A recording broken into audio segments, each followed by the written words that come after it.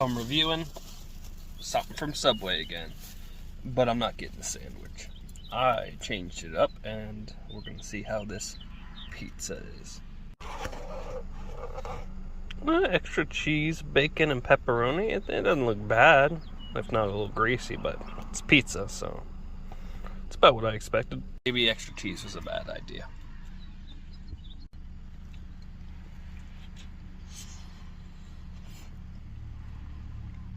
Sauce isn't bad. Decent cheese. They use the huge pepperonis. I kind of wish they had smaller ones for the pizza. But bacon's good too. It's not really bad. Gotta love that cheesiness. 7 out of 10.